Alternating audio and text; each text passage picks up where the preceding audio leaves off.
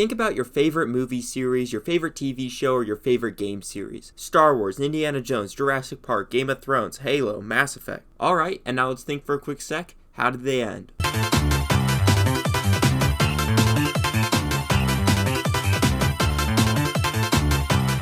It's hard to take a series that has run for years and find a way to land the ship. And it's a near impossible task for these long-running series, yet somehow Naughty Dog, the company known for having a reputation of making controversial sequels, somehow made the greatest ending to a video game franchise ever. And I wanted to go back at this game and see how and why. So this is why Uncharted 4 is the perfect end to a franchise. Spoilers for this game. It's been out 9 years, go play it, come back later, it takes like 15 hours to beat, you'll love it, trust me. Alright, let's get going. Uncharted 4 came out in 2016 and had the longest development time between entries in the series. For the first 3 games, they were all released within 2 years, but Uncharted 4 released 5 years after the release of the third game. And you might ask, why did it take so long? And it's because Naughty Dog during that time released a little game called The Last of Us. The intense success of The Last of Us, which released in 2013 in between Uncharted 3 and Uncharted 4, showed the ability Naughty Dog had as a game studio not to only create fun blockbusters, but that they were able to create rich, character-deep narratives. Taking a story that is simple on the surface and infusing incredible characters and the drama that comes between them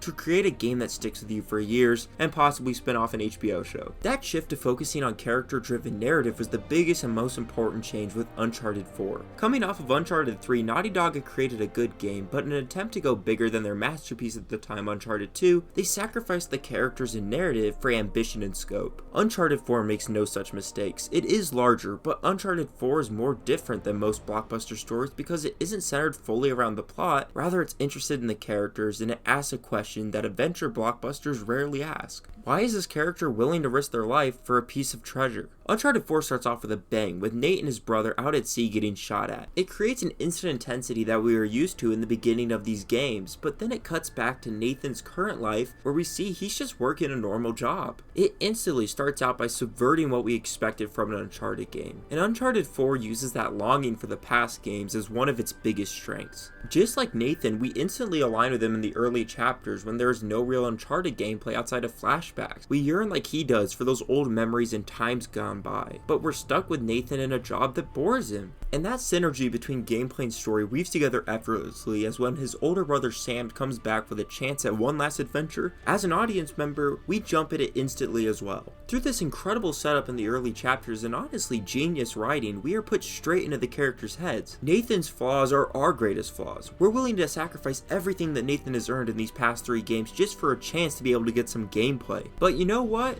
It is absolutely worth destroying Nathan Drake's life in this story, because this might be the most fun game ever made. Uncharted 4 is my favorite shooter game that I've ever played, and if you're asking is it my favorite first person or third person shooter, no, just favorite shooter period. The new combat arenas are far more open, and the stealth that was implemented is a delight. Yet the game doesn't fully rely on stealth, it's just another tool in your toolbox. The game gives you plenty of freedom to be able to swing around areas, to run and gun, and just have these insane combat sequences. And the variety, whether it be the weapons or the locations, is amazing in this game. This game visually is so good with how unique every little piece of the story is. You go from Bond-esque espionage parties to Scotland to the deserts of Madagascar to tropical islands to full-on prisons. And it never allows for this game to get stale, and that sense of adventure and discovery is even better in this game than any of the other games combined. And the innovation this game had over the first 3 games is insane. First off, the level design of this game is way bigger and huger than the first 3 games. The game doesn't go full open world, but there are open level segments in certain chapters, and they are so amazing. Driving around in this Jeep, which handles better than most cars in every other video game, while taking out these little bases while they further the story, feels like a leap I didn't know the gameplay and the overall direction of this series could take.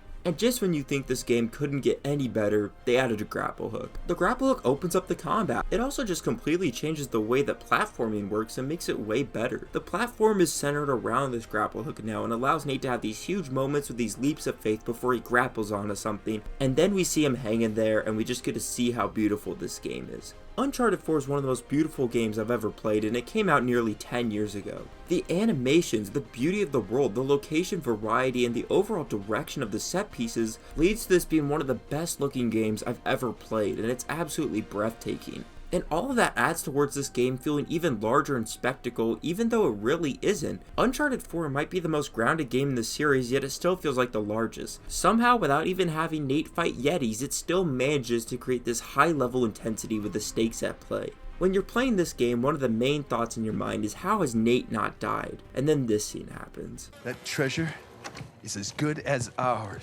Shit. How's the Malaysia job going, Nate? Seems like you're a hair off course. You're having so much fun while you're playing Uncharted 4 that when this confrontation from Elena happens, it creates an emotion I rarely get when playing a video game.